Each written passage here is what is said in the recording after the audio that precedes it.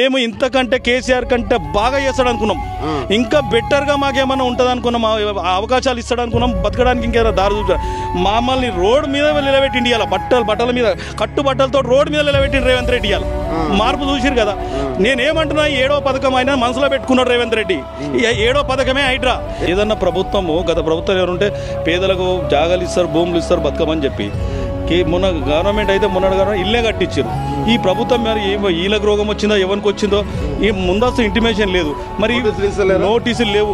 Current వచ్చింది, drainage ఉంది, అందరు రిజిస్ట్రేషన్లు ఉన్నాయి, అన్నీ చేసుకున్నారు. మరి ఇది ప్రాబ్లం ఉంది అని చేయొద్దంటే ఎవరు కట్టకపోతుండే కదా, ఎవరు కొనకపోతుండే కదా. ఇప్పుడు అయినా రేవంత్ రెడ్డి చెప్పాలి మా పరిస్థితి ఏందో, కాంగ్రెస్ ప్రభుత్వం చెప్పాలా. ఇప్పుడు మేము ఏం చేయాలి? 6 పథకాలలో ఇప్పుడు ఇది ఒక పథకం ఉందని చెప్తే మేము రాకపోతుంటాం కదా. 7వ పథకం హైడ్రా అని, ఈ హైడ్రా తీసుకొచ్చి అదే ప్రచారం 6 పథకాలలో 7వది ఉందనంటే మేము ఏం చేసుకుంటుంటామో. ఇలా ఏడ్చే పరిస్థితి వచ్చింది.